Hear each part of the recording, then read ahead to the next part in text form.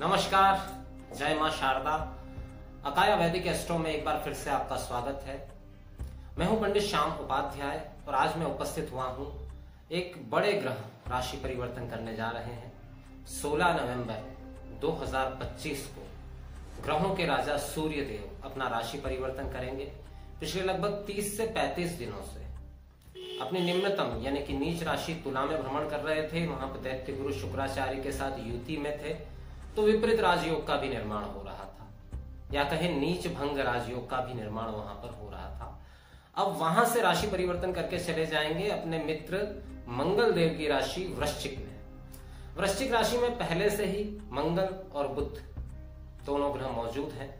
सूर्य देव के वहां जाने से दो योगों का निर्माण होगा, एक मंगल आदित्य योग और दूसरा बुधादित्य योग। बुधादित्य योग जैसा कि नाम से बहुत से लोग जानते भी हैं, व्यापार व्यवसाय आदि के लिए बहुत ही अच्छा समझा जाता है।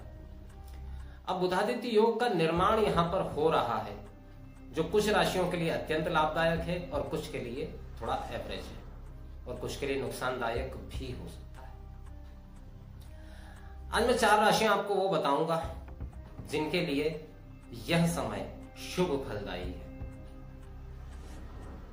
या नहीं तो इस बार ऐसा करते हैं कि आज इस बार वो राशियां बताता हूं जिनके लिए बिल्कुल भी अच्छा नहीं है। 4 ऐसी राशियां जिनके लिए बहुत ज्यादा सावधान रहने की जरूरत है। अगर आप वीडियो को अंत तक देखेंगे तो वीडियो के अंत में मैं ये बताऊंगा कि जिन जिन राशियों को ये समस्या आने वाली है उसका वो बचाव कैसे कर सकते हैं, उपाय कैसे कर सकते हैं।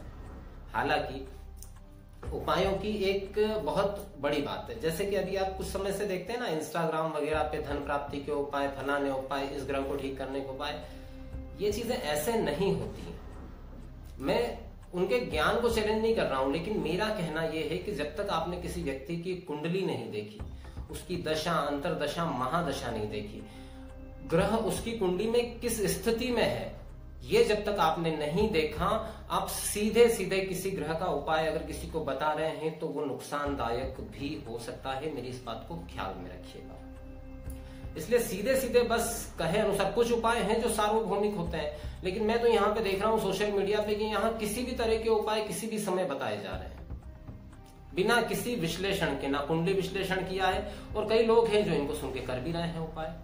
तो भैया जरा सावधानी से किसी भी उपाय को करने से पहले कुंडली विश्लेषण और ग्रह की स्थिति, दशा, महादशा, अंतरदशा, ये सब देखना अति आवश्यक होता है। उसके बाद में कोई परफेक्ट उपाय दिया जा सकता है।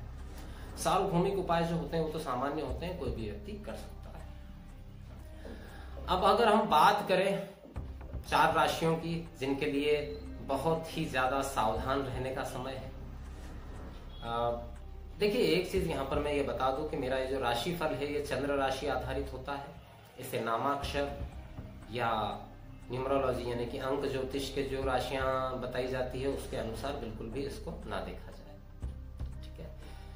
तो अगर हम बात करें राशियों के क्रम में, और राशियों का ये जो फलादेश भी मैं बता रहा हूं ये भी इस बात पे निर्भर करता है कि जन्मकालिक समय पे कुंडली में आपके ग्रहों की स्थिति क्या है और इस वक्त आपको दशा, महादशा, अंतरदशा कौन से ग्रह की चल रही है, इस पर भी बहुत कुछ निर्भर करता है। तो अगर हम राशियों के क्रम में बात करें जिन्हें सावधान रहने की जरूरत है, तो सबसे पहले काल चक्र की पहली राशि ही बनती है, वो राशि है मेष। मेष राशि के लिए सूर्य का यह गोचर अष्टम भाव में होने जा रहा है। अब सूर्य कहां के अधिपति हैं? अगर राशि अनुसार देखें मेष के, तो पंचम भाव के। तो सबसे पहले तो जो विद्यार्थी कॉम्पिटिटिव एग्जाम की तैयारी कर रहे हैं उन्हें अपना कंसंट्रेशन बढ़ाना होगा, क्योंकि इस समय पे आपका कंसंट्रेशन बहुत जबरदस्त तरीके से डिस्टर्ब होगा। हेल्थ का बहुत विशेष रूप से ध्यान रखना है। जिन लोगों को भी हड्डियों से संबंधित समस्या पहले से चली आ रही है, हड्डी या ब्लड से रिलेटेड समस्या पहले से चली आ रही है, उनकी समस्या बढ़ सकती है। साथ ही साथ संतान के स्वास्थ्य में भी गिरावट होती हुई यहाँ पर दिखाई दे रही है। अष्टम भाव में सूर्य, मंगल, बुध की युति कहीं ना कहीं बहुत सारी नकारात्मकताओं को देने वाली यहाँ पर प्रतीत हो रही है। तो बहुत ही सावधानी से काम करना है। लग्नेश का अष्टम में जाना, हालांकि यहाँ कोई दोष नहीं लग रहा है, ना मंगल को कोई दोष है ना सूर्य देव को अष्टमेश का दोष है, लेकिन फिर भी इस भाव में 3 ग्रहों का इकट्ठा होना, चोट चपेट, एक्सीडेंट, जल्दबाजी में गलत निर्णय होना वाणी पर नियंत्रण नहीं रहना, संतान के साथ विवाद होना और धन हानि की भी संभावनाओं को दिखा रहा है। तो मेष राशि वाले इस समय में अत्यंत सावधानी पूर्वक रहें, ये बात मैं बहुत स्पष्ट रूप से यहाँ पर कह रहा हूँ, क्योंकि मेष राशि वालों के जो राशि के मालिक हैं वो भी राशि से अष्टम में चल रहे हैं। ऐसी स्थिति में थोड़ा सावधानी जरूरी है। मतलब मैं ये नहीं कह रहा हूं कि आप बिल्कुल अपना कार्य रोक दीजिए, लेकिन सावधानी जरूर रखें। वाहन अगर आप चलाते हैं तो सावधानी पूर्वक ही चलाएं। दूसरी राशि जिसकी मैं बात करूं तो वो राशि बनती है सिंह। सिंह राशि के चौथे भाव में ये युति होने जा रही है।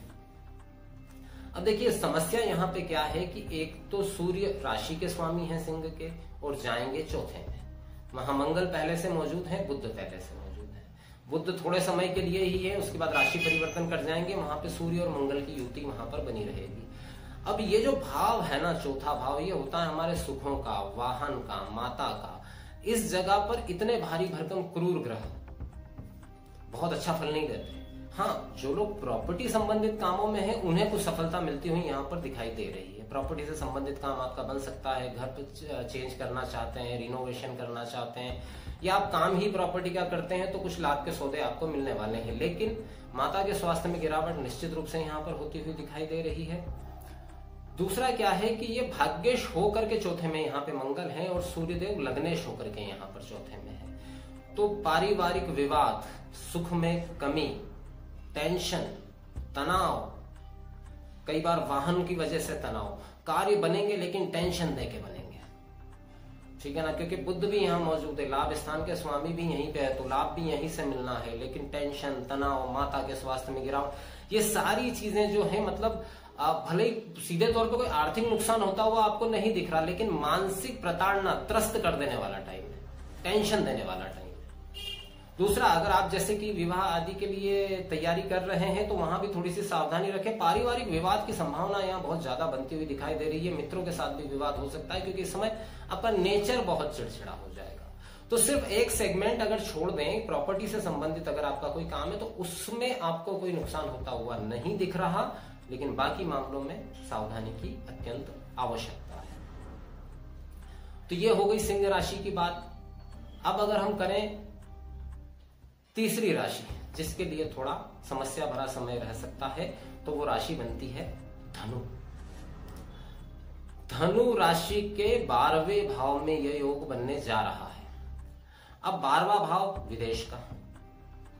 अगर जन्मकालिक समय में ऐसी स्थिति हो किसी के कि मान लीजिए किसी का धनु लग्न है या धनु राशि है और उसके वृश्चिक राशि में सूर्य, मंगल या बुध की युति आ जाए, तो ऐसा तो तय मान के चलिए कि ऐसा व्यक्ति अपने रेसिडेंस एरिया में या पैतृक स्थान पर तरक्की कर ही नहीं सकता, वो वहां से बाहर जाके ही तरक्की करेगा। इस समय भी क्या होगा कि काम तो आपके चलते रहेंगे, लेकिन भाग दौड़ बहुत ज्यादा हो जाएगी।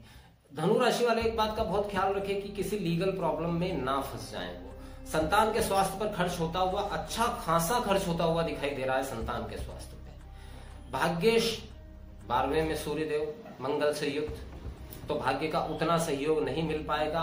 जो लोग इंपोर्ट एक्सपोर्ट के कारोबार में हैं या जो विदेश की धरती पे रहते हैं, विदेश जाना चाहते हैं, वहां जाके कार्य करना चाहते हैं या एजुकेशन लेना चाहते हैं, उनके लिए समय ठीक है। लेकिन ऐसे कितने लोग होते हैं? बाकी तो जहां पे जो काम चल रहा है वहीं पर है ना। अगर आप अपने रेसिडेंस एरिया के अंदर हैं तो निश्चित रूप से किसी न किसी के साथ विवाद होने की संभावना यहाँ पर बनती हुई दिखाई दे रही है। कोर्ट कचहरी तक भी मामला जा सकता है, इस बात की पूरी संभावना है। धन हानि की प्रबल संभावना यहाँ पर बनी हुई है। आप लाख प्रयास के बावजूद भी अपना एक्सपेंस कंट्रोल नहीं कर पाएंगे। वो किसी भी वजह से हो सकता है, पिता के स्वास्थ्य की वजह से हो सकता है, माता के स्वास्थ्य की वजह से हो सकता है। किसी न किसी के स्वास्थ्य में आई हुई गड़बड़ी से आप परेशान जरूर रहेंगे, ये बात निश्चित जान करके चलिए। धनु राशि एक वो राशि है जिसके लिए सूर्यदेव का ये जो ट्रांजिट है ये सबसे ज्यादा नेगेटिव होने जा रहा है। तो धनु राशि स्वयं का भी स्वास्थ्य का ध्यान रखे, घर वालों का भी ध्यान रखे, संतान के स्वास्थ्य का विशेष ध्यान रखे। धनु राशि की वो महिलाएं जो प्रेगनेंसी में है उनको विशेष ध्यान रखना है, क्योंकि इस समय पे मिसकैरेज की संभावना भी बनती हुई दिखाई दे रही है। तो बहुत सावधानी भरा समय, बहुत लंबा समय नहीं है, 30-35 दिन का समय है, शांतिपूर्वक निकाल लीजिए। आगे का समय इससे बेहतर होता हुआ दिखाई दे रहा है। अब बात करते हैं उस चौथी राशि के लिए जिसके लिए समय अच्छा बनता हुआ नहीं दिखाई दे रहा। वो राशि है तुला।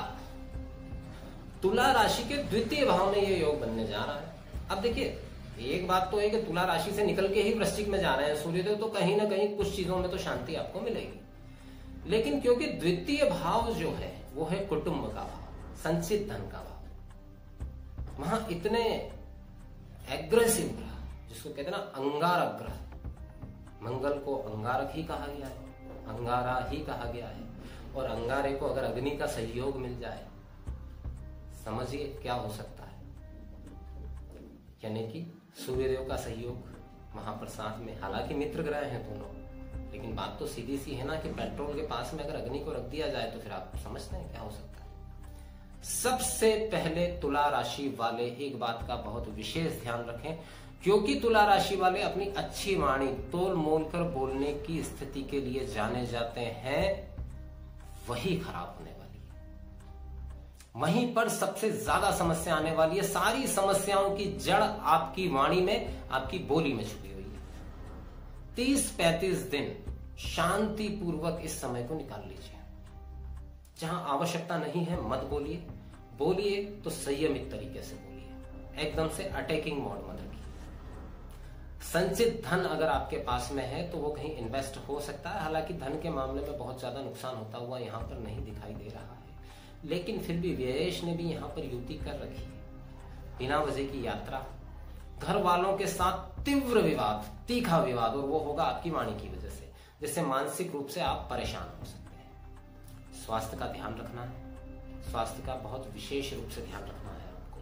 स्वास्थ्य संबंधी समस्याएं हो सकती है। तो ये थी वो 4 राशियां जिनके लिए ये समय थोड़ा मुश्किल भरा दिखाई दे रहा है। थोड़ा नहीं, किसी कुछ के लिए तो बहुत ज्यादा मुश्किल भरा दिखाई दे रहा है। तो आपको सावधानी रखनी है। और जैसा कि मैंने कहा था, वीडियो के अंत में एक सार्वभौमिक उपाय मैं बताऊंगा, स्पेशली इन 4 राशियों के लिए। हालांकि मैं फिर इस बात को दोहरा दूं कि सटीक उपाय तभी काम कर सकता है जब आपकी कुंडली विश्लेषण हुआ हो, आपकी दशा, महादशा, अंतरदशा इसके बारे में जानकारी हो। जैसे अभी मैंने फलादेश भी बताया राशिफल के हिसाब से। अब ये कितना नेगेटिव हो सकता है ये डिपेंड करेगा आपकी कुंडली में ग्रहों की स्थिति कैसी है।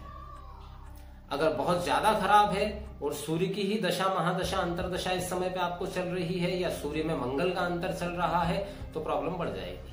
या आपकी जन्मकारी कुंडली में सूर्य नेगेटिव बैठे हैं, मंगल नेगेटिव बैठे हैं, या कुंडली के मारक हैं, तो ये ज्यादा नेगेटिव स्थिति हो जाएगी इन 4 राशियों के लिए। और अगर ऐसा नहीं है तो जैसा मैं बता रहा हूं उससे भी कम प्रभाव में आपका समय निकल सकता है। तो अंतिम निर्णय कुंडली विश्लेषण के बाद ही लिया जा सकता है। अगर आप अपनी कुंडली के बारे में जानना चाहते हैं, समझना चाहते हैं, या बनवाना भी चाहते हैं अपनी कुंडली को, तो दिए गए नंबरों पे कॉल कर सकते हैं या मेरे कमेंट बॉक्स में आकर के अपनी जानकारी प्राप्त कर सकते हैं।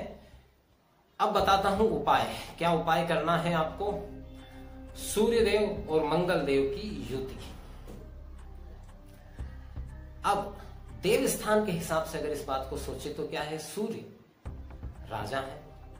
सूर्यदेव को आप भगवान विष्णु की भी संज्ञा दे सकते हैं। मंगल क्या है? हिम्मत है, बहादुरी है। आमतौर पे मंगल के प्रभाव को कम करने के लिए हम हनुमान जी की भक्ति करते हैं। तो मैं एक बड़ा ही सुंदर छोटा सा उपाय आपको बताता हूं। आप हनुमान मंदिर में जाकर के राम रक्षा स्तोत्र का पाठ करिए। हनुमान मंदिर में हनुमान चालीसा भी पढ़िए, लेकिन उसके साथ में बजरंग बली के सामने बैठ के और राम रक्षा स्तोत्र का पाठ करिए। आपकी सारी समस्याओं का समाधान इससे मिल जाएगा। अगर 4 राशियां आपकी, मैंने जो 4 राशियां बताई है उनमें से एक राशि अगर आपकी है तो ये उपाय करिए। और अगर आपकी नहीं है और आप अपनी राशि के बारे में जानना चाहते हैं, कुंडली विश्लेषण करवाना चाहते हैं, तो दिए गए नंबरों पे कॉल करके अपॉइंटमेंट फिक्स कर सकते हैं, जानकारी दे सकते हैं, व्हाट्सएप भी कर सकते हैं, और मेरे वीडियो के कमेंट बॉक्स में जाकर के वहां भी जानकारी प्राप्त कर सकते हैं। इसी के साथ अभी इन शब्दों को यहीं विराम देता हूं, फिर उपस्थित होता हूं एक नए विषय के साथ। जय मां शारदा।